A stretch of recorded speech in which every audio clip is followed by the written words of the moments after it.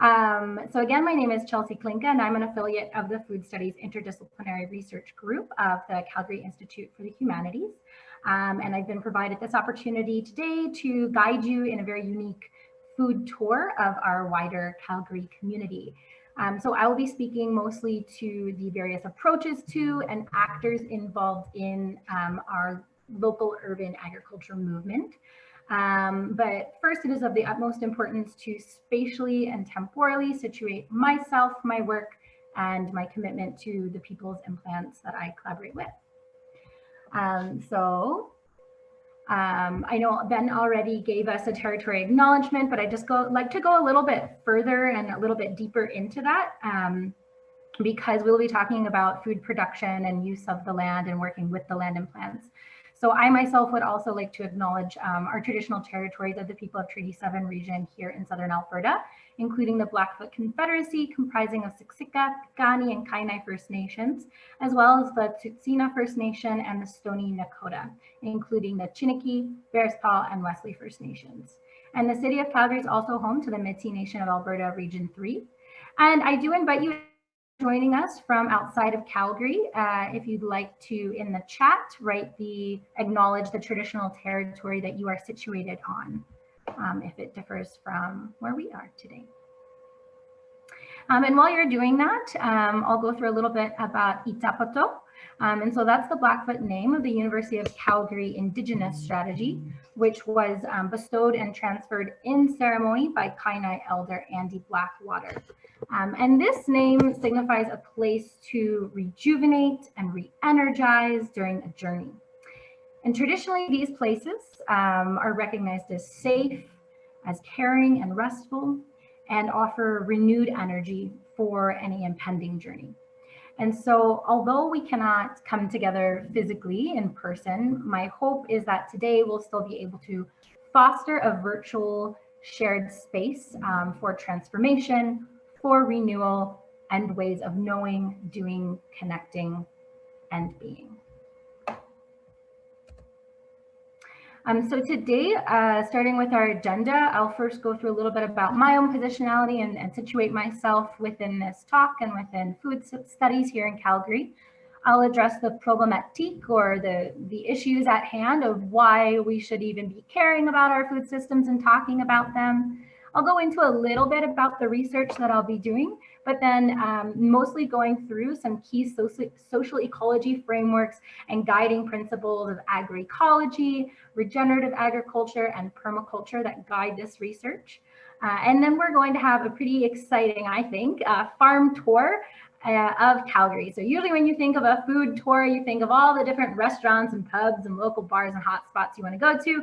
For me, my kind of food tour is all the places I can get my hands right in the soil. But for me, it's really important in my research and in my platforms of presentations that I'm bringing in those other voices from the community of my colleagues working here at the university and on the ground at the grassroots level. First and foremost, they can explain what they're doing and bring that passion a lot better than I could.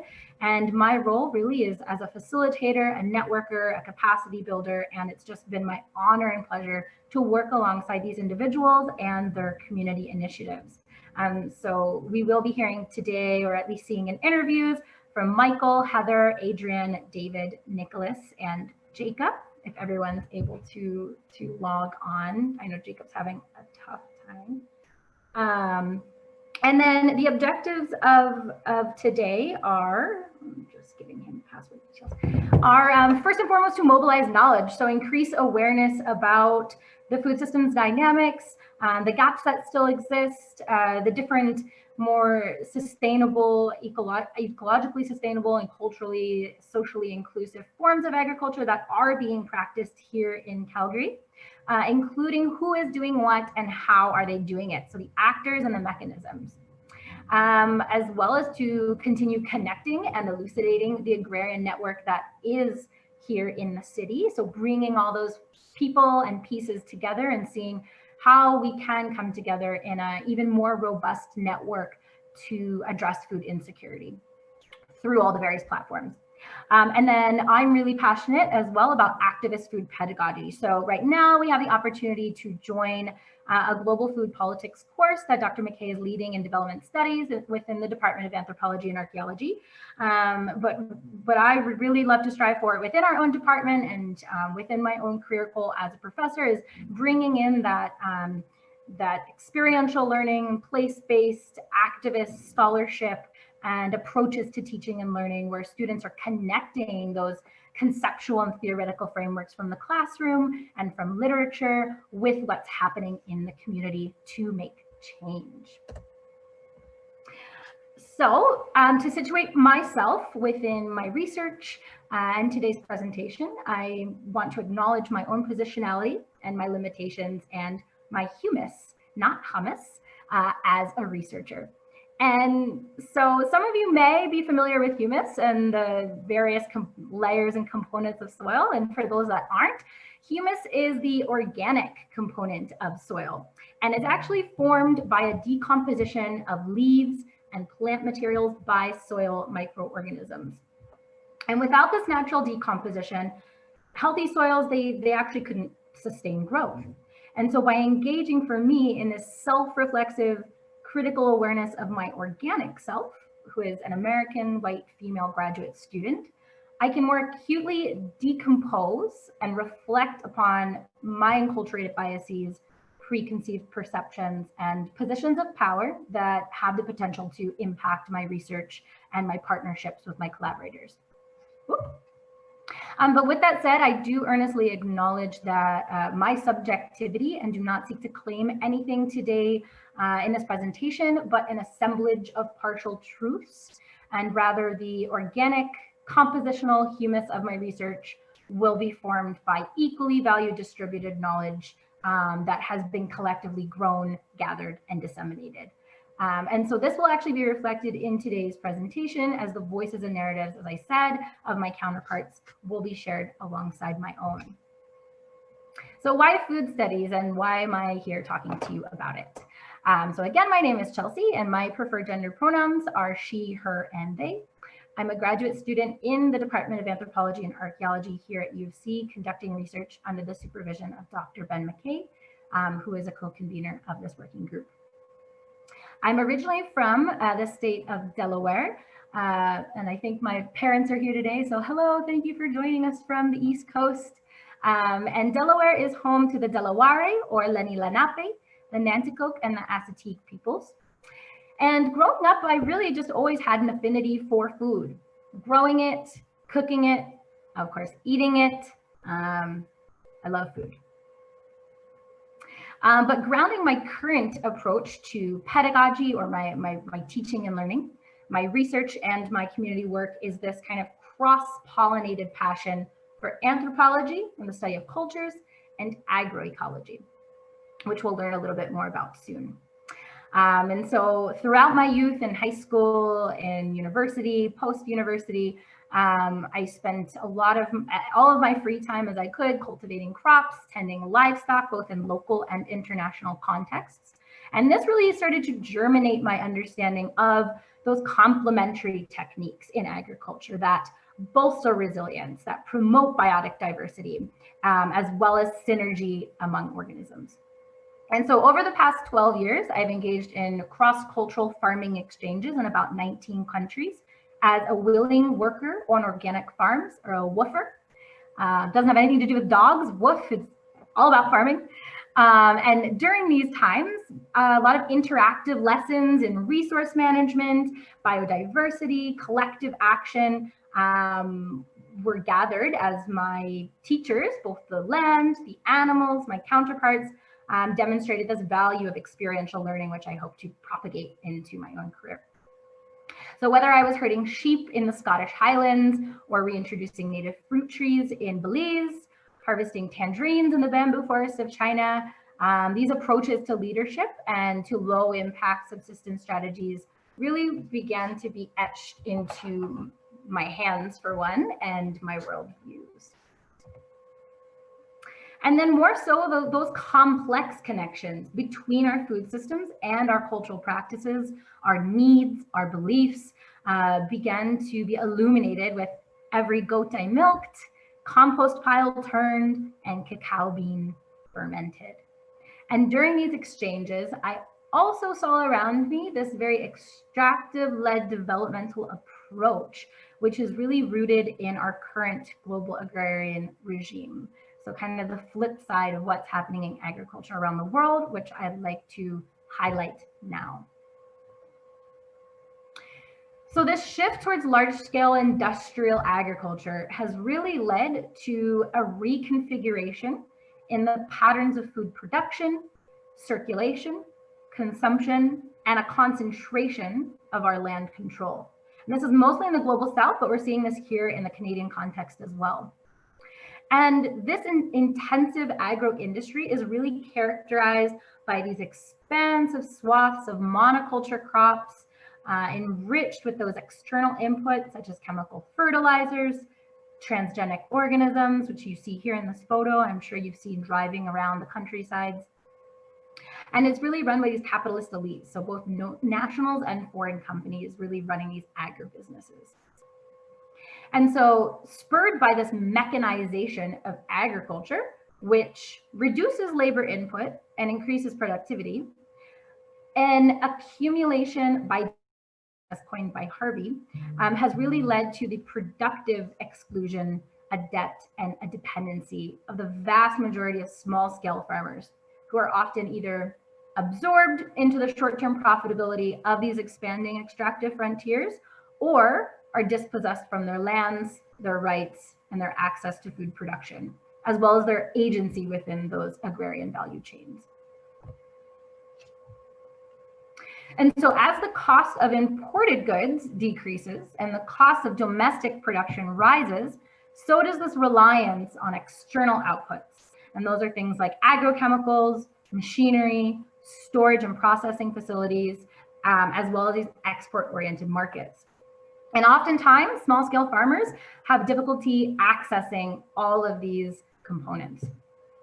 And moreover, the farmers are challenged by this competition for farmland. And we'll see this in the Canadian context in a minute, but also by increased land prices and input costs. Streamlined supply chains, reduced access to formal credit and food entitlements, and a competition from subsidized industrial agricultural products. And so all of these different barriers have really either forced small-scale farmers to resettle, often in urban areas, leading to urban migration, or continue residing on their lands really without a means to work or own the land. And in Canada in particular, and this information was drawn from the Canadian Census of Agriculture, the most recent one in 2016, farming population is continuing to shrink, and it actually reached a historic low back in 2011, the date of the previous census. And according to the Statistics Canada figures, while 1 in 3 Canadians used to live on a farm in 1931, that number plummeted to 1 in 46, or less than 2% of the total population in 2011, and this has continued to decline.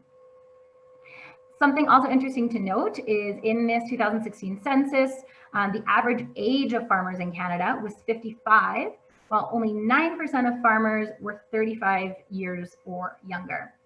And this decline is due in part to inaccessibility of land.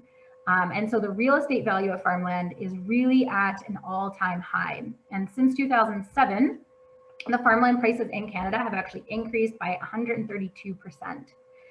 There's also on top of that an estimated $20,000 average yearly net loss for farmers in Canada. This is across Canada, with 1 in every 2 farmers under 55 reporting that off-farm employment is their main source of income. And so I've even seen this with a lot of the have been privy to volunteer with or to tour and to go to, that a lot of farmers, and this is a good thing to have this diversity in means of production and household incomes, but more farmers are having to rely on educational programming, on running workshops, on writing books, on or just having a completely separate profession to support their livelihoods on the farms. But what we've also started to see is the agricultural industry consolidating, and we're really seeing this globally. So although the farm numbers have declined and the people involved in agriculture continues to plummet, the average area per farm has actually increased. So the area dedicated to cropland actually rose 6.9% from 2011 to 90 million acres in 2016. And that was due in part because the land that was flooded during the 2011 census was brought back into production. And the use of summer fallow decreased and marginal land was actually converted into productive capital, and mostly we'll see for canola oil. So what these graphs are essentially showing us from Statistics Canada is that although the number of operations in the thousands, you can see, has decreased, the total cropland in millions of acres has increased. So less people are engaging in agriculture, but more land is being used for oil seeding, grain, beef, other crops, and other animals. So principally grains that you see, wheat, oil, cows. And so what is that really saying for the patterns, these patterns of globalization? And so around the world, we can see that these patterns of globalization in this capitalist world economy that's really putting an emphasis on quantity over quality, on scale, that they're shaping the development of these productive forces in agrarian activities. And these have led not only to those socioeconomic inequalities that I spoke to, but also to a new emergence of pathogens and substantial environmental conditions. And these you can think in your mind of what are all of the environmental ramifications of large-scale agriculture that come to your mind, some of which are polluted waterways, oceanic dead zones, which you can see on the right, the erosion of habitat biodiversity and soil depletion, which you see on the left, toxified food chains, pesticide and herbicide exposure, as well as climate warming. And the land use changes and the fossil fuel burning are really the two major sources of the increased CO2 atmosphere that is changing the global climate. And overall, this land use and land use change account for approximately 31% of anthropogenic or human-induced greenhouse gas emissions, while livestock now account for 50% of emissions from agriculture, mostly due to meatification and industrialized animal consumption. So high intensity animal production due to high demand for meat. And so not only is there an impact on our environment, and our small scale farmers, but also these agro-industrial complexes have really fallen short of meeting the nutritional needs of the world's most poor. And we're going to take a look at this specifically here in Calgary. And so what is food insecurity? According to Davis and Tarasuk, food insecurity is the inability to acquire or consume an adequate diet, quality, or sufficient quantity of food in socially acceptable ways, or the uncertainty that one will be able to do so based on not having enough money. So food insecurity happens when people have scarce or limited access to food due to their financial situation principally.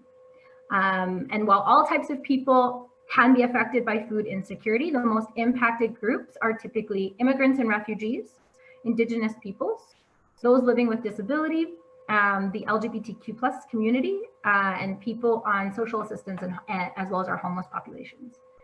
And that low income and high living costs really do create this disparity between what people need and what they're able to afford. And so as we can see here from Alberta Health Services, study shows that 1 in every 10 households in Alberta is food insecure. While Statistics Canada demonstrates, and this was drawn from that most recent census, which was 2011-12, so it may very well be different now, that a little over 88,000 Calgarians have emphasized that they are moderate to severe food insecure. And those points of data come from the Canadian Community Health Survey. So when people are forced by these financial limitations to really choose between their basic necessities such as shelter, clothing, food. Many individuals have to make the concessions around what types of food they're able to buy and what they can access. And even me, just as a student, I'm nowhere near the poverty line like many of my fellow Calgarians, but even as a student, I've had to skip several meals throughout the week, or consume heavily processed or really low quality goods for their high caloric intake in order to meet at least a minimum standard of my nutritional income. And so those are some of the ways in which people cope with food insecurity. But this really leads to a lot of mental, emotional, and physical effects, which can be felt long-term and can really start to manifest into depression, anxiety, obesity, diabetes, and a lot of other health implications. So really thinking about this within the context of COVID and an ongoing recession, we're really more concerned now than ever with our community's health, our community's well-being, as well as the security of how we're accessing food and how we're producing food, as it's very all interconnected holistically. So in light of these large issues, and in light of this problematique, with my doctoral research, I really hope to employ a community-based participatory approach, or CBPR, design, wherein all the distributed knowledge and values of my counterparts involved in the research process is taken into account within every layer and step of my research. And one way, again, that I'm going to integrate polyvocality and this distributed knowledge is through digital storytelling mediums.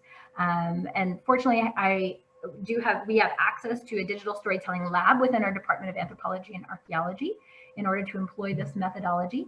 And with this, as well as with ethnography and other more anthropological qualitative analyses and techniques and methodologies, we're really hoping to highlight and employ these alternative agrarian models that are more culturally appropriate, socially inclusive, and ecologically sustainable and productive. Now, I do want to note that although the term alternative implies this kind of framework that's outside the norm, it's really important to emphasize that small scale farming has been practiced by more people and for a longer amount of time than the contemporary industrial agriculture we see today. And as we're going to demonstrate shortly, there's actually a really proliferous movement of agrarians practicing regenerative techniques that are grounded in the principles of agroecology and the ethics of permaculture in regenerative strategies. But before I define some of these terms that I'm throwing around, and before we dive into our YYC Food Tour, in order to understand those actors and mechanisms involved in urban food production, distribution, and consumption, I want us to take a moment to realign our focus and energy a little bit, as I know that problematique was a little bit heavy. So what I'd like us to do is first take a deep breath and begin rubbing our hands counterclockwise, starting out slow, getting a little faster, even faster. And when you start to really feel that heat that you're generating, I want you to put your hands over your ears, bring it down to your cheeks, bring your hands together, placing those fingertips below your chin and pushing upwards as you take an inhale and let that go. Opening your eyes, rubbing counterclockwise, whichever way you weren't rubbing before. Again, generating that heat. When you feel that energy, clasping those hands, placing them in the back of your head, pushing slightly.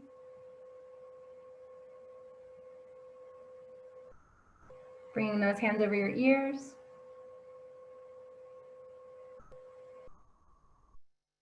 Under your chin, pushing up gently, taking a deep inhale. Letting that go and realigned. Thank you for participating in that. That is something I learned from Kim Chi in her permaculture workshop, just to help us refocus those energies.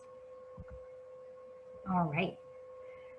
So we've been throwing around a couple terms: agroecological, regenerative, permaculture-based. I know you've probably heard some of these before. In mainstream, they're kind of gaining momentum as these buzz keywords in rhetoric and in discourse that we're reading. But what do they actually mean, and how are people actually employing them? So starting with agroecology, and you can kind of use this diagram as a bit of a guide, but this is the convergence of agronomy and ecology, agroecology. And this really emphasizes a biotic diversity, a recycling of nutrients and energies, and as I said before, a synergy among your organisms, so your soils, your crops, your animals, and all your living beings in your ecosystem, as well as the conservation of resources such as water, wind, light, really harnessing those resources. And so in an agroecological model, you have complementary and very adaptive techniques that you can employ to really bolster the resilience of your ecosystem, as well as minimize that use and dependency on agrochemicals and energy intensive inputs that, as I said before, can very quickly lead to that cycle of debt and dependency. And so these kind of agroecological models optimize the sustainable use of low impact local resources, minimize that use of high impact farm technologies, and thus really focus on sustaining the soils and micronutrients. And if I've learned anything from Michael, from Dirt Boys, who we'll hear from, and Heather from Foodscape, and a lot of the other agrarians here in Calgary, soil is the most important thing. Without good soil health, your plants are not going to have good health. It's kind of like that tip of the iceberg image that you sometimes see, that there's so much more going on underneath the ground that you don't see on the surface that is as important to what you're seeing on top. But it's really important, I want to emphasize with agroecology and with anything we're talking about today, that sustainable agriculture is very place specific and very dynamic. And it always should be adapting to the local needs and the environmental conditions of where you are. So here in Calgary, what are those environmental conditions? You'd be designing your farm or your garden space with the snow, it's snowing right now, in mind. We live many months of the year in very cold conditions, at a little bit of a higher altitude. You might be working either with sandy soils, with really dry soils, depending on where you are in the province. So know your environment. But nevertheless, there are certain methods that can enhance the sustainability of really most farms. And we're going to see this in action today. And some of these techniques could include crop rotation, or rotating which crops you're planting in a particular space in any particular year. Cover crops, which you can plant kind of in between growing your other produce to re-enrich your soils. No-till and low-till farming, which have also been called lasagna beds, or sheep mulching, which we'll see today. Managing your soil and your nutrients, integrated pest management, so utilizing the different plants in your garden as natural pest mitigators instead of spraying and adding more chemicals into your garden. Increasing the biodiversity, so different companion planting techniques that you can do within a particular garden space. So instead of having just a monoculture crop, really having a polyculture of a lot of different things going on, and rotational grazing as well if you have animals. And so it's important, again, to remember that these don't form a necessary prescribed package of what sustainable agriculture should look like, but they serve to reflect more of an acknowledging a mindset and an acknowledgement that Earth has very finite resources, and we need to be conscientiously putting that at the forefront of our mind, and putting that interconnectivity of our ecosystems in the forefront of our mind as well. And so regenerative agriculture, very similar to agroecology, is more of a conservation and rehabilitation approach to agriculture, to food and farming systems. And regenerative ag really focuses on topsoil and undersoil regeneration, increasing your biodiversity, improving the water cycle, supporting biosequestration, and really increasing the resilience to climate change. And so some of the farms that we see here, Dirt Boys Urban Farming, Highfield Regenerative Farm, Sundog Organic Farm, and Gibbons, are practicing regenerative agriculture, and several other organizations that we'll see throughout the presentation are as well. There's a lot of interconnectivity between these categories that I've kind of had to make for this presentation today. But let's go ahead and take a look specifically at Dirt Boys Urban Farming and how they're practicing regenerative ag. Okay, my name is Michael Gavin. I run Dirt Boys Urban Farming, and my role is the person who runs it. I do kind of everything from planning, selling, running the farm. I kind of do everything. It's a one-man show, more or less, but with some great volunteers. So yeah, so Dirt Boys does kind of two things. One, I help people in the community garden themselves, so I do consulting, building gardens, garden beds, etc. And then I also grow food for the community as an urban farmer. So I've got a bunch of different plots that I grow food and sell to the local community in Calgary. So as an urban farmer, most of my plots are just in people's backyards. So they donate a yard to me and I turn that into a mini farm basically.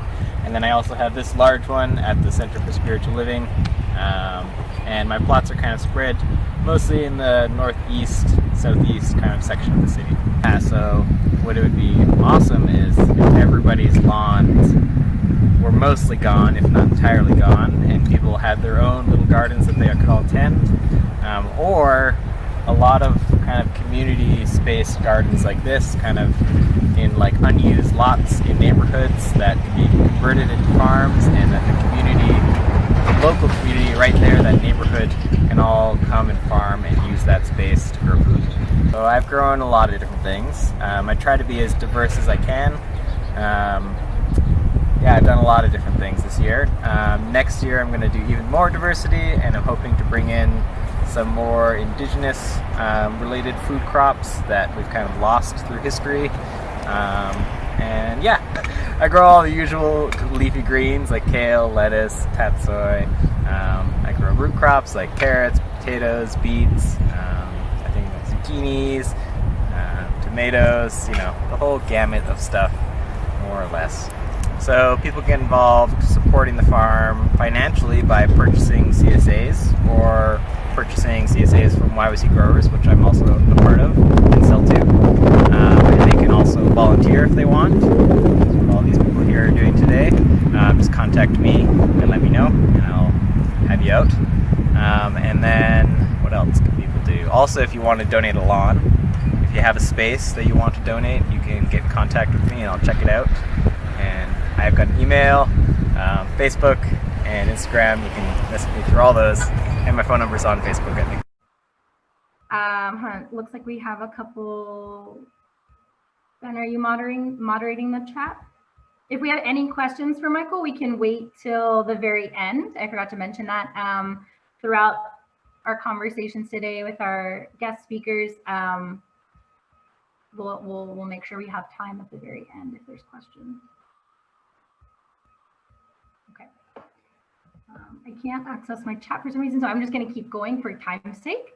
So that's a little bit about regenerative agriculture and how Dirt Boys specifically is implementing regenerative techniques. Ben, if you want to check your email, I've sent a couple people your way that are still trying to log in. If you could just see if you've received anything.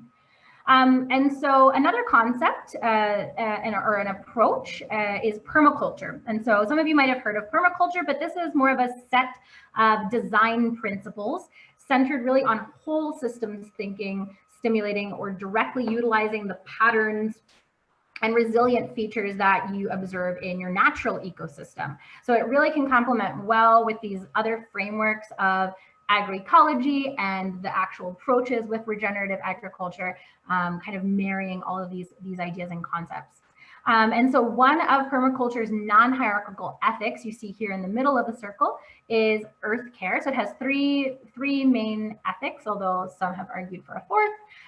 So earth care, standing up for nature's rights, people care, standing up for human rights, and fair share or future care, which is supporting generations. Now, if we had more time, I would prompt you in the chat to write how it is that, what actionables you could take to protect nature, to protect people, and to have, to work towards fair, sustainable futures for generations. But then maybe you could have your class at least do that after class or at the start of the next class if they want to kind of put these key pieces into practice and think critically about how you could be employing these ethics. But also some permaculturalists have argued for a fourth ethics, transitions. And this is indicating kind of that sometimes we do have to get to a more sustainable end. And so that one has kind of undergone a bit of debate into the viability of that, because people could take that, and kind of run with it. But overall, these ethics are scaffolded by these 12 principles founded in nature's design. And these include principles such as catch and store energy, produce no waste, value diversity. So again, maybe after this presentation, I'd like you to choose one of those principles and just think about how the next time you're out walking outside, how you see that reflected in action in nature. And so to hone your patterns, ecological and design literacy, or the extent to which you're able to actually put these ethics and principles into action, you're able to take a permaculture design certification, or a PDC, which is offered by several different institutions, including Verge Permaculture, Prairie Sage, Old College, I believe, have one. So if you have a PDC or you're about to take one or interested, go ahead and just put in that thumbs up emoji in your screen so some people can see who's already in the permaculture PDC scene. And Permaculture Calgary Guild, they're a great resource. They're a non-for-profit society formed to encourage and promote permaculture here in Calgary as well as in Alberta. And they really exist to build more resilient communities by connecting Calgarians with each other, kind of like how I'm doing in a larger sense, as well as those opportunities that can empower them with skills and knowledge to create positive change. Verge Permaculture and Prairie Sage Permaculture both offer consulting on sustainable design for shelter, water, food systems. They offer educational workshops, different farm tours that can connect communities with what's going on to lead more regenerative lives. So I've had the opportunity to volunteer with both Permeate and Foodscape Calgary, and these are social ecology enterprises that really aim to create beautiful landscapes which are naturally very easy to care for ecosystems, really replacing the high maintenance grass lawns and gardens with more intentional spaces. So Permeate is an organization that works at the policy level, and they've actually helped develop a policy document and held various town halls discussing the Calgary Green New Deal to address food security. They're currently working on a permaculture project at the Calgary Centre for Spiritual Living, and they supported the Foodscape Calgary's Sacred Medicine Garden at the John Howard Society, Calgary John Howard Society, back in August, which I had the fortune to take part of, and Heather of Foodscape is here with us today. And in all of Foodscape Calgary's initiatives, they really aim to heal the earth and to reduce poverty, specifically through Indigenous consultations, as well as custom urban ecosystem design. So we're going to just take a quick look at that medicine garden project. Well, I'm ecstatic about it, and to see it just is so emotional. It's so powerful, it's great and wonderful and beautiful, and I think amazing things are going to come out of this.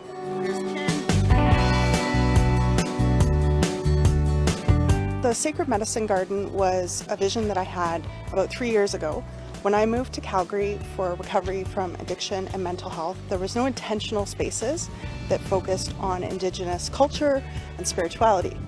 So it was really important for me to be able to create something like this that supports the cultural healing of Indigenous people and reintroduces sacred medicines back into the urban community. It was Very interesting in the very beginning when she had this thought. She called on me to come, and we had tea together and talked about it, and from there it just kind of took off, and it's been great, step by step, coming together. It's profound. It's representative of so many things that are important to the Calgary John Howard Society. We're about restoring lives and strengthening communities. And we do that by preventing crime. And that has to start somewhere, and it starts with restoration and healing. And this garden is so representative of that.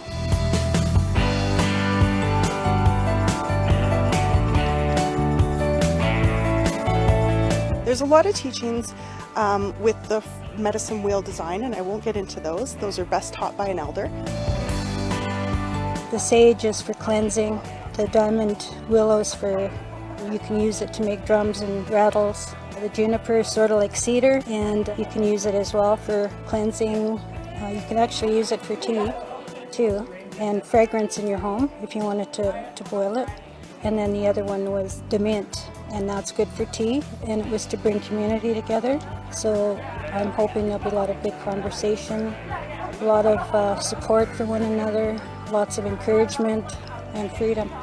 We formed the committee from the get-go that the elders were going to guide us on what we should do. And we came together as one, but they led the way, absolutely all the way.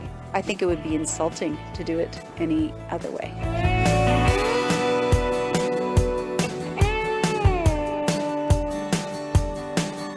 Sacred medicines and the ceremonies surrounding them were actually illegal by the Canadian government. So the opportunity to reclaim these practices and medicines in our communities is part of the cultural healing that many Indigenous people need to reconnect and to build community. I hope they can come back to their roots, back to their cultures. Because for myself, I believe for Indigenous, that's where our healing is. And for myself, I've tried different avenues, and they all helped in their own ways. But I'm grateful that I was able to come back to my culture. We know how important the land is to Indigenous people. So it's appropriate for us to have that. And we can hope that when people stand here and they feel the energy that emanates from this spot, that will start to stir some things inside them that really wants them, or helps them to move forward with their journey. Having this garden in an urban center makes accessing these medicines easy for people who can't necessarily return to their homeland to the traditional harvesting of their ancestors. So if they have not been able to have the teachings given to them, this is an opportunity to do it in an urban center through elders and knowledge keepers. It'll also give them an opportunity to feel celebrated, feel that they are honored, their culture is relevant and valued by the community.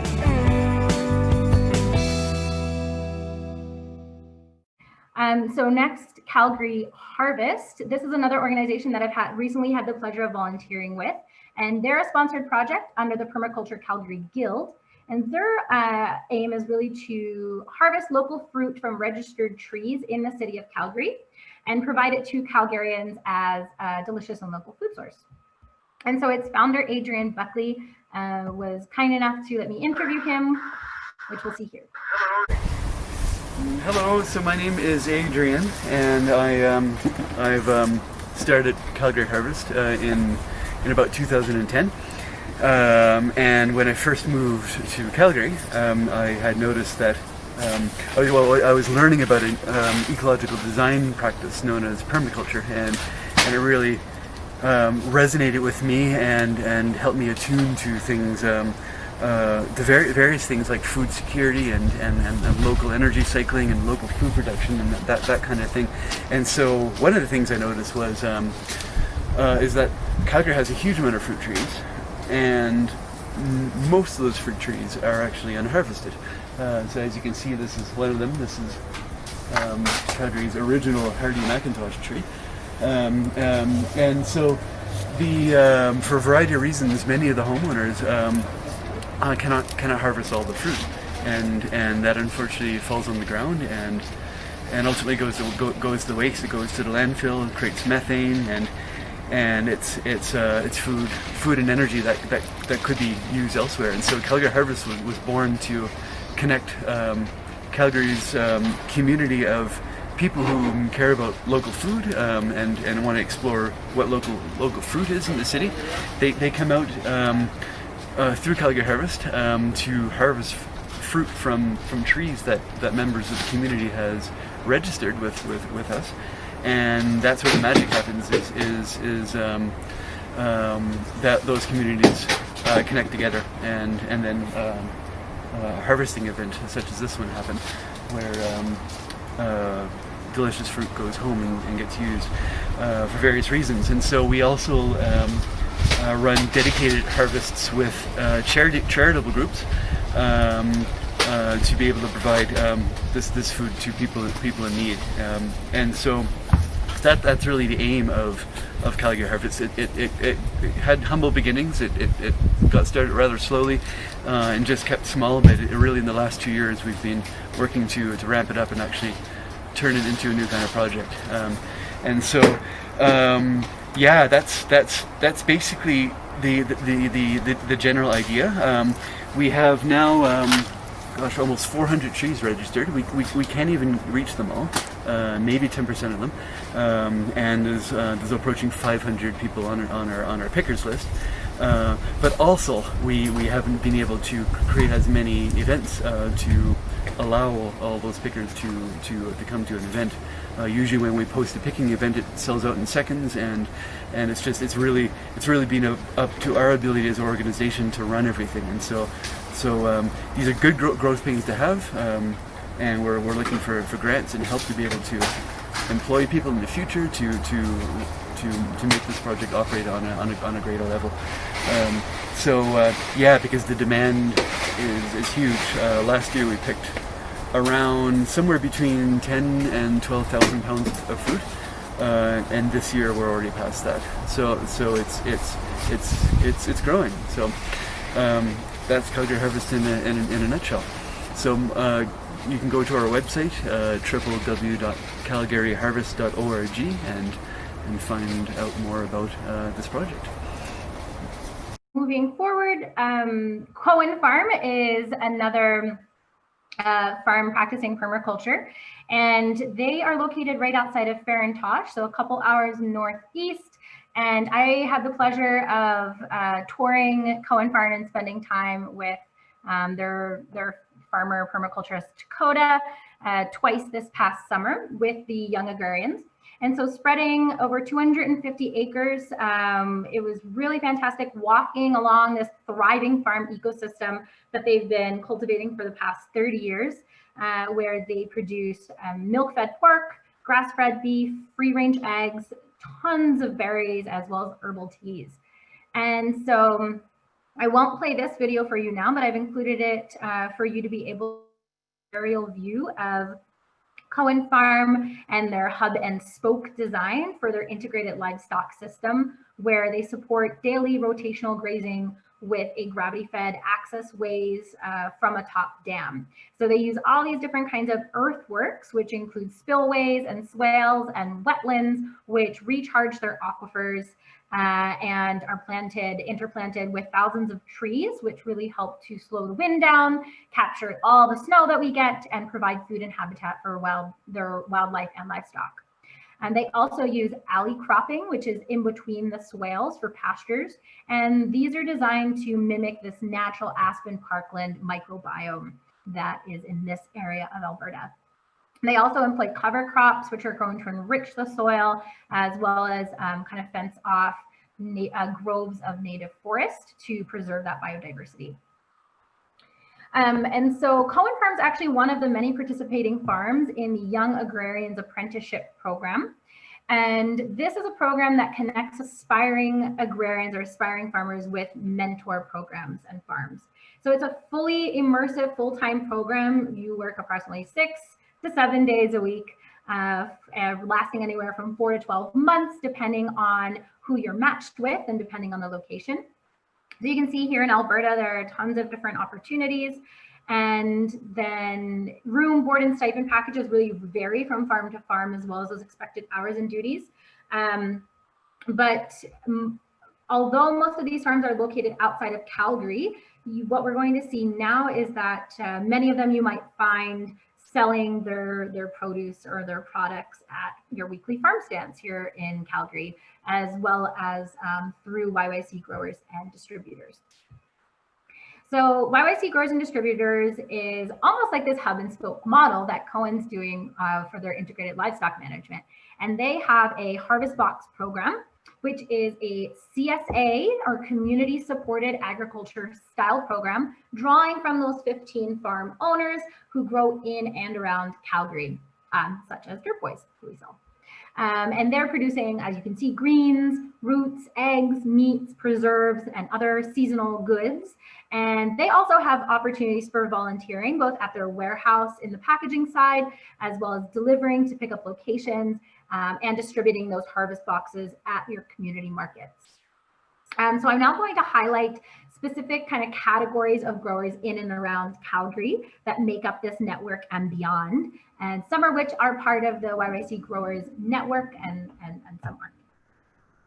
And so some of these are market gardens and CSAs, as we spoke to, and the founding member of YYC Growers and Distributors, as well as Leaf and Lyre Urban Farms, is Rod Olson. And I actually had the pleasure of meeting him on a freezing rainy day while we were processing radishes with Dirt Boys in his garage out in the cold. Really great guy, so involved in the agrarian network here in Calgary. And so similar to Dirt Boys, what Leaf and Lyre and Grand Trap Veggies do, they use a spin farming method or small plot intensive farming, where in urban spaces such as your backyards or even your front yards are flipped from mowed or just unkept grasses to productive plots of land. And that produce is then sold through the YYC Growers Harvest Box program, as well as to local restaurants. And here is also a long list with the hyperlinks already included of many other market gardens and CSAs around Calgary and Alberta that have mixed production as well as animal production and animal products. So most of our animal and animal byproducts, whether that be poultry and eggs, beef and dairy, etc., often come from outside of Calgary. And of course, you know, living in an urban environment places a lot of restrictions on the ability to raise certain types of animals, specifically grazing animals. However, Calgary Backyard Chickens, which I've included here, is one such group that's advocating for the freedom to raise chickens in an ethical and responsible way within residential lots in Calgary city limits. But outside of Calgary, you can get most of your delicious eggs from Happiness by the Acre, Calico Farms, Akesi Farm, your poultry from Lazy T, your grass-fed beef from TK Ranch and Redtail Farms, the Homestead. I actually had the pleasure of going to TK Ranch and observing and practicing low-stress livestock handling and seeing their processing facilities, which was a really great way to understand a little bit more about that process. You can get your dairy from Nature's Way Farm, your cheese from Dancing Goats Farms, and pasture-raised turkeys from Earthworks and Winters. Just this past month, I was able to go and volunteer at Winters Farms, hauling thousands and thousands of heavy turkeys onto their loaders off to likely a lot of your Thanksgiving dinner tables. One interesting project is the Prairie Farm Project, and they consist of Lazy Tea in Castor, Ladies Hat, and Redtail Farms, and they work in a collaborative manner to sell their products together. And so one key element in all of this production of vegetables are our pollinators. So some of our flowering plants that produce our food are pollinated by wind and water, but about 3/4 of all the flowering plants in the world rely on insect pollinators to produce. However, our pollinators have been declining for many different reasons, including habitat loss, pesticide use, climate change. But because there are fewer pollinators, then our food producing plants are pollinated less. So we really do need pollinators, and we need an awareness about the importance of bats, birds, moths, butterflies, and especially bees to pollinate our plants. Now here in Alberta, we have over 300 native species of bees, and most of them are solitary bees. And Michael is actually a great resource to tell you all about native bees and wildflowers and pollination. But some more great resources are the Calgary and District Beekeepers Association and ABCBs, which offer training programs for novice apiarists. Now, what if you're thinking, okay, it's already October and it's snowing a ton, and how are we going to grow food all year round? Well, a lot of different agrarians here in Calgary are moving to temperature controlled indoor spaces such as greenhouses and warehouses, even your own living rooms. And so one food stuff that is really great to maximize space and to grow vertically are microgreens. And so you can see already there's this movement, this growth in microgreen producers, including Micro YYC, Little Sprout House, Holistic Urban Farmer, which produce these nutrient-dense veggie greens. Other foodstuffs that can be grown indoors year-round are mushrooms, which are a really great source of protein, carbs, antioxidants, and minerals that support both your gut microbiome and your immune system. The Alberta Mycological Society is an awesome resource to learn more about the benefits and kind of know-hows for growing mushrooms. But I found in my research, I came across a really cool farm, the Gruger family fungi in Nisku, and they actually are growing their mushrooms vertically on Alberta-grown hemp. So hemp is also really amazing. I've included 2 resources for them. We actually worked with hemp a lot in Grow Calgary on our farm as a part of our shelter belt to block the wind, as a part of our companion planting for vining, vertically vining plants such as peas, and for mulching as well, because they conserve lots of water and they add to the structure of your soil. So some other indoor ventures include aquaponics, hydroponics, and greenhouse gardens. And so hydroponics is the cultivation of plants in water, and aquaponics combines the conventional aquaculture, which is raising aquatic animals like snails, fish, crayfish, and prawns in tanks, with hydroponics in a very symbiotic environment. So Deepwater Farms is an example here in Calgary. It was Calgary's first aquaponic farm, growing these leafy greens and sea bass in a closed loop vertical farm, where half of the farm contains thousands of fish whose waste is collected and upgraded and used to fertilize the greens without growing soil. And then those plants that you see in the photo float on rafts while their roots kind of dangle into this really nutrient-rich water. So then kind of shifting focus a bit, and I know we're pretty low on time, so we have a couple more speakers today, but there's also a big, not as big food production scene in Calgary that is geared more towards charities or not-for-profits or social agency based. So most of kind of the regenerative or permaculture based or agroecological farming production models still are kind of going to that market based in your weekly markets and your harvest boxes. And then kind of if there's a surplus of yields, those are donated to social agencies. But there are a couple of organizations specifically working on food security, such as the Calgary Community Fridge and Fresh Roots.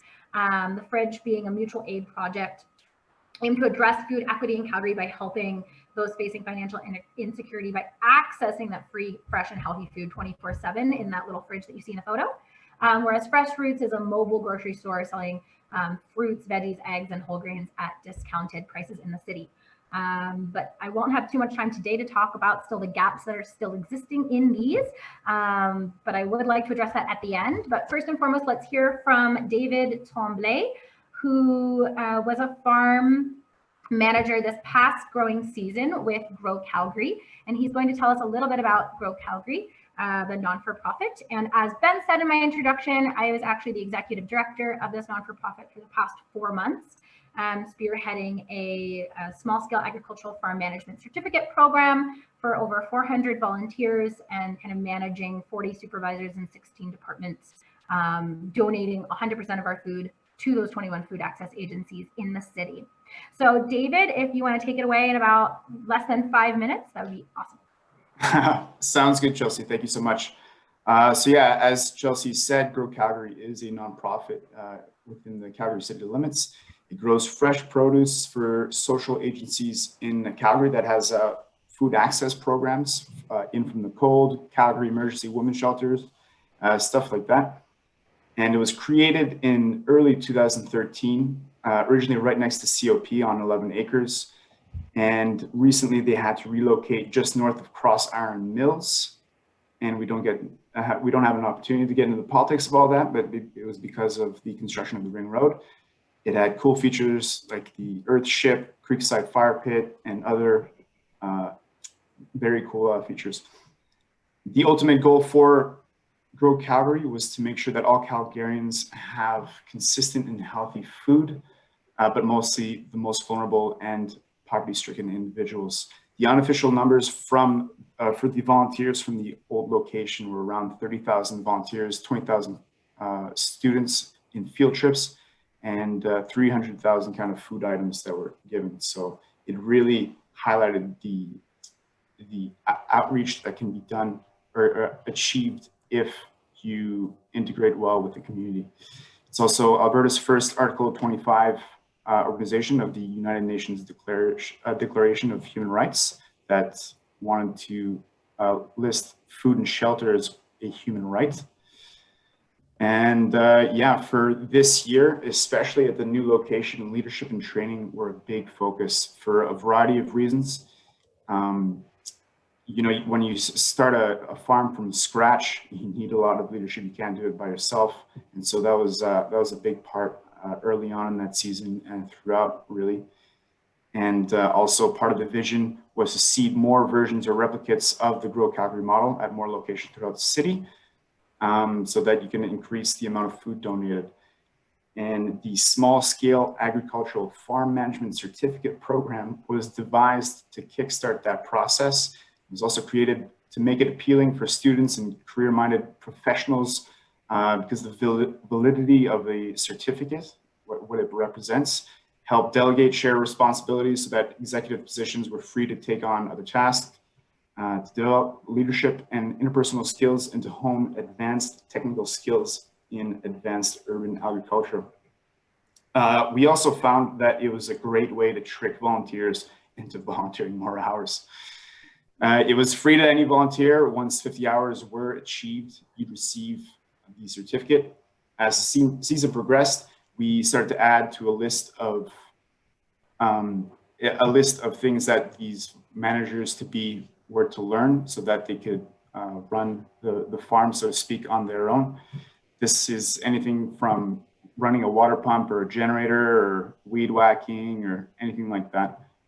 And yeah, there were also advanced levels, so from beyond 50 hours to 150 hours and 300 hours. But the initial focus for this year was to kickstart that farm and build the infrastructure of a farm. My typical day would be 4-hour shifts in the mornings, and you'd show up to the farm, scout out what you need to do, delegate tasks. In the morning, you wanted to water, we transplant, weed whacked, maintained greenhouses, built lasagna beds, picked up mulch and cardboard donations, mixed soil, all kinds of things. It was a really cool experience. Definitely could have improved, but again, we were limited on time and person power, and I think we did great. We did great advancements in our first year. And yeah, overall, my personal experience, it was great. I was able to accrue 217 hours and meet so many people. I was able to mentor Kitimavik youth volunteers, which we received throughout the season. And it really felt like the program was successful. And it highlighted what can be done if you create something for people to step into. And I think a lot of farmers will be surprised as to how many people want to get involved in farming. And if you create that opportunity for them to lead, then yeah, a lot of the work that they can do can be passed on to other people. And that was achieved with corporations, organizations, groups, schools, which was called COGS, Kits for Kids, which was these little growing kits for children. And what initially started with 50, it blew up to several thousand that we were never able to fully fulfill. But yeah, and other great things were Grow Fest was our first fundraising event, and we were able to launch a beer partnership with 948 Brewing Company, and yeah, get involved with Kitimavik, which is Inuktitut for meeting place. It's kind of a smaller version of the Peace Corps, if you will. And even though COVID halted many aspects of our society, it was a great way to have a social activity that was safe and still build a little community to serve the greater community. And I think we're short of time, so I'll just cut it there. Thank you so much, Chelsea. Awesome. Thank you so much, David. Oh. And so we are low on time. Ben, would you prefer to offer the chance for your class that ends at 10:45 to head out? And if anyone would like to stay, we still have one or two more people to hear from, and we're kind of wrapping up in the next 15 minutes and then opening it for discussion.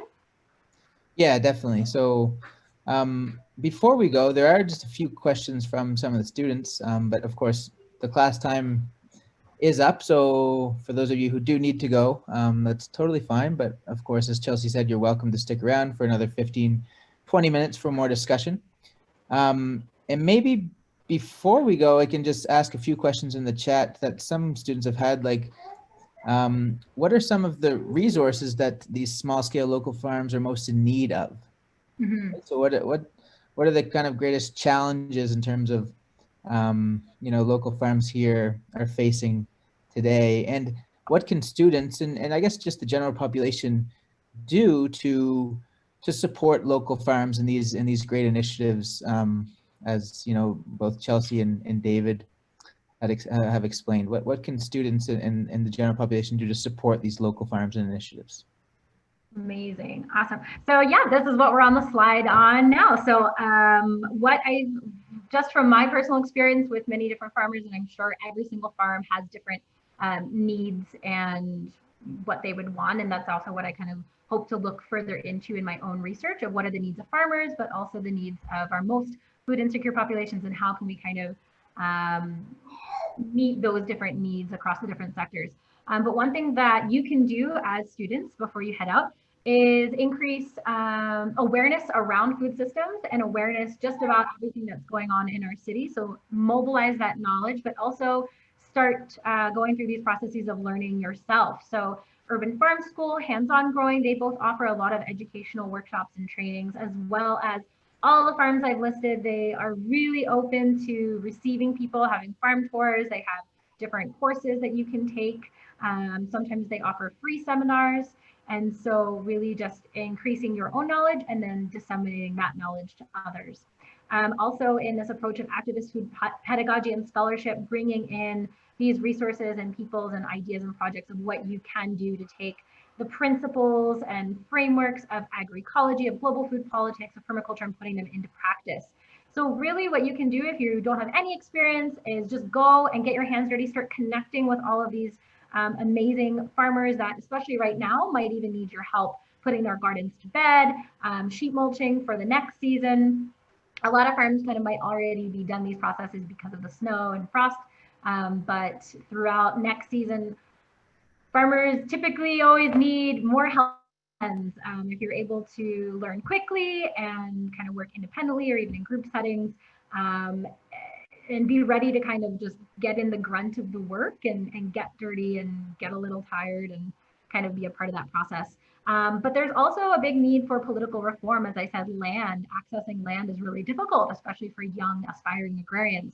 And so if you prefer, working at more of the political level and schmoozing at the municipal, provincial, federal levels, even to have land use changes and changes in accessibility and the different spaces around the city that are city owned, public park spaces that can be converted into food production spaces.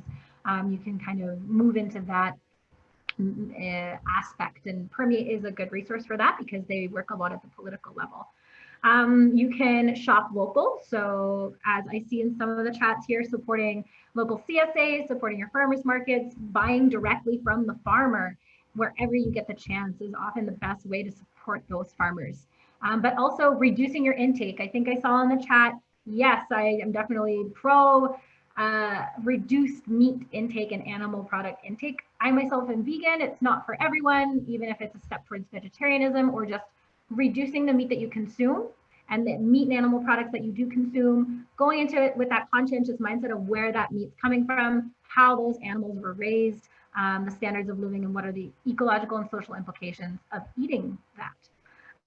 But also recycling and conscientious nourishment. So we will have a chance after this Q&A really quickly to hear from Nicholas Rowley, if he's been able to log in and join us today, about how on the restaurant side of things, coming from a chef's perspective, you can make more sustainable consumer choices, and how restaurateurs can also become engaged in this a more improved food system in the city. But we will I also encourage everyone to look into what your community garden is wherever you're living. There are a lot of different kinds of community gardens out there, more individually or collective based. Some incur fees, some don't, and they're doing a lot of great work. As well as here at U of C, we have a U of C garden club and a campus community garden. And so this we're changing to become more collective based in permaculture design principles, more interdisciplinary, bringing in research.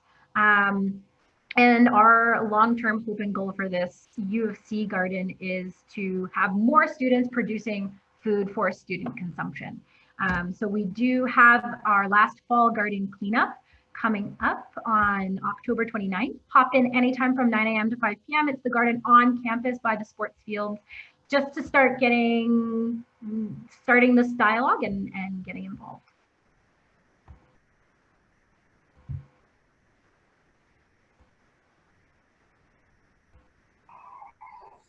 Great.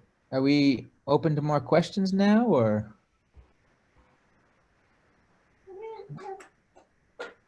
We can be. Or do you have other things on the agenda? Nicholas, are you here?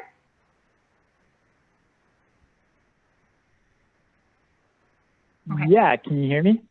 Yeah.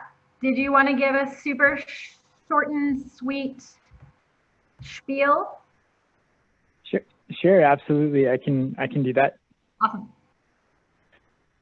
Hi, so my name is Nicholas Rowley. I'm a chef here in Calgary. I've been working professionally for about 10 years.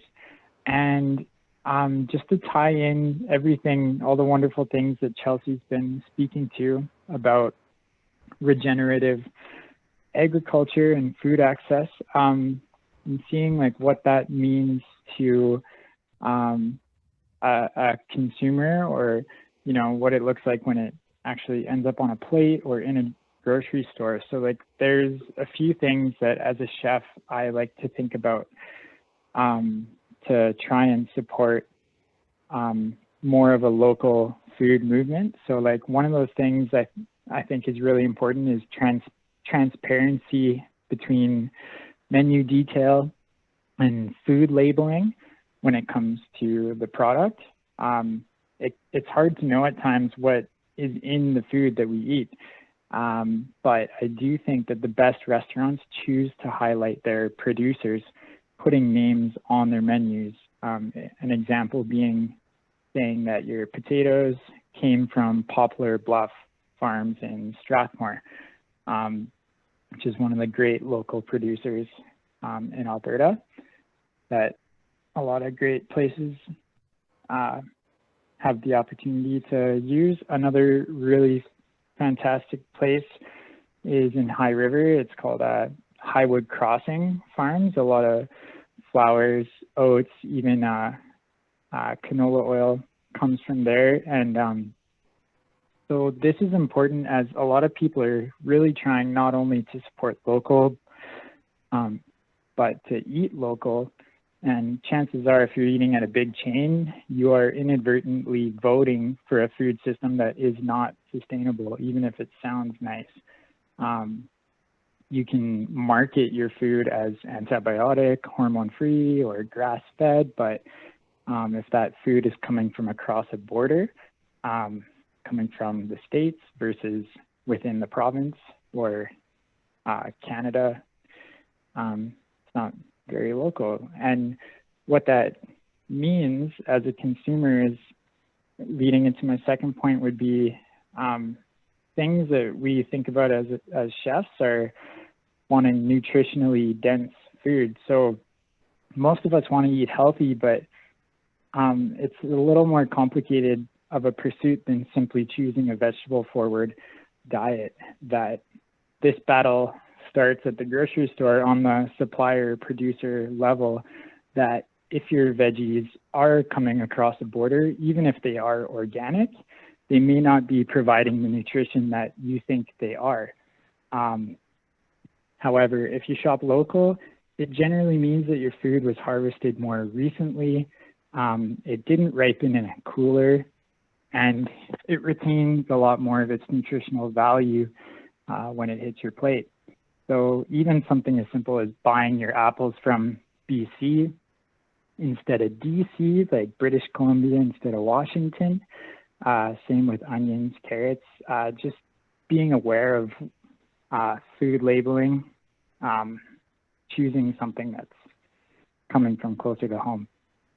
And this concept applies not only to travel time and distance, but to processing. So even just taking broccoli off of the stem significantly alters its nutrient density.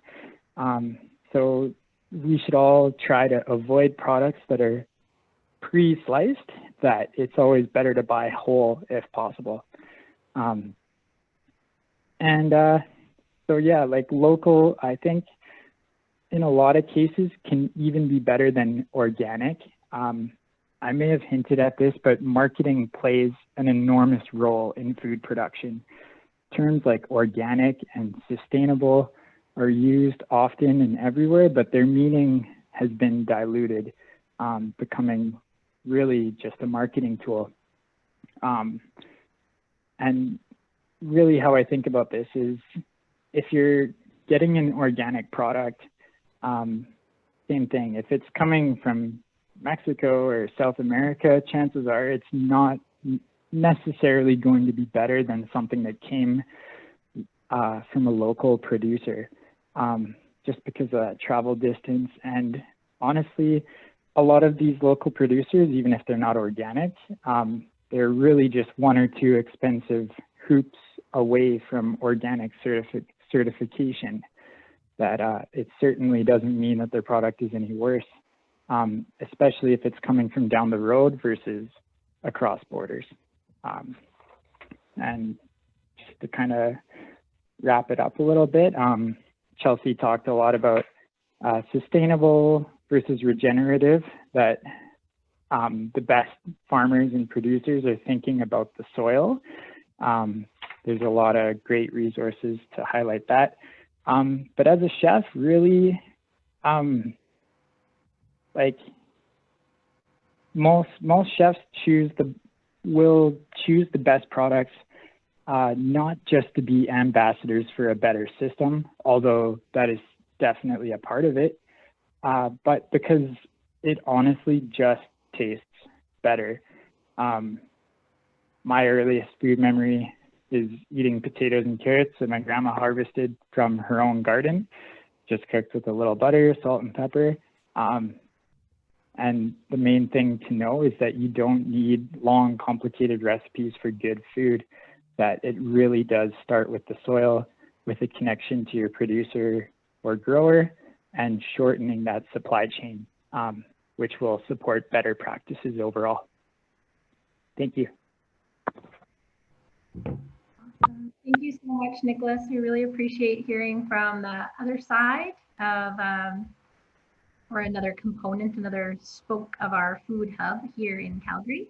I did just post, if you're in the class or if you have another meeting and need to run out, that's completely fine. Feel free to do so. We are recording this lecture, and we'll post the recording as well as this PowerPoint with all of the hyperlinks in the D2L shell. And I can also go back and answer some more unanswered questions in the chat that have come up.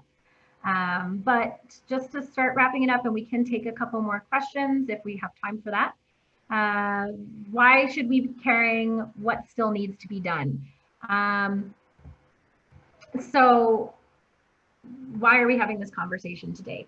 And so what we want to really emphasize is that these more agroecological, regenerative, permaculture-based farming models should really be able to adapt to your ecosystem and be very ecosystem minded of your environment, of the needs of the community members. It can help you shift to more renewable forms of energy and reduce CO2 emissions from long distance transport of produce and goods. Overall, they're more ecologically sustainable as you're caring for your soil health, you're conserving your water, you're harnessing and capturing energy such as wind and solar, you're adding in biodiversity, you're supporting your native pollinators. And then those local modes of distribution and consumption as well have that ability to really bolster your sense of community and your mental health within your community and those connections, but also our more food insecure populations. And this can really lead to more food sovereignty. And I know Ricardo, he's finishing his master's thesis now on urban agriculture here in Calgary. So please send your thesis our way so we can read that, see all your fantastic analyses and resources. And then, so in my forthcoming research on urban agriculture, this was kind of my sense of knowing, okay, if I'm going to be working in this scene to address why are there still over 88,000 individuals who are moderate to severely food insecure? Who are the actors involved in our agrarian network here in the city? What are they doing? And now kind of what are the ways in which that we can still address those gaps to begin working together in a more collaborative way with the existing agrarians, but also on the ground grassroots with those community members themselves in their own neighborhoods to really break down the dependency development strategies that even some of our social agency based food organizations that we've talked about kind of are feeding into, unfortunately. They're still kind of feeding into creating this space of dependency and of kind of a give and a take and a donation. So how can we empower and work with and strategize, capacity build, facilitate communities themselves who are food insecure to begin producing their own food, to have food sovereignty and agency over those consumption decisions. But of course, we will still have limitations spatially, temporally, and especially here in COVID-19 of how to start building neighborhoods and building communities that would be interested in growing their own food, something to navigate. And kind of any strategies that we find here, again, in this city and this urban context may not be applicable to those in other urban contexts, as it is very place specific. And I've just included also resources on critical agrarian studies, on regenerative agriculture methodologies, and also resources on Indigenous knowledge provided by the Indigenous strategy at the University of Calgary. So thank you so much, everyone, for coming to today's talk. Ben, I don't know if you wanted to keep going to answer a few more questions or sign off. Yeah, well, first, thank you, Chelsea. That was really an excellent presentation. And I know a lot of my students had to take off, but it really tied into my course really well. And, you know, also inspiring because what we've been talking about so far, really the problems of our food system, both in Canada and globally. So it's really great to hear about these local initiatives, these alternatives, and also thank you to the guest speakers who took the time to come and share their experience and knowledge with us.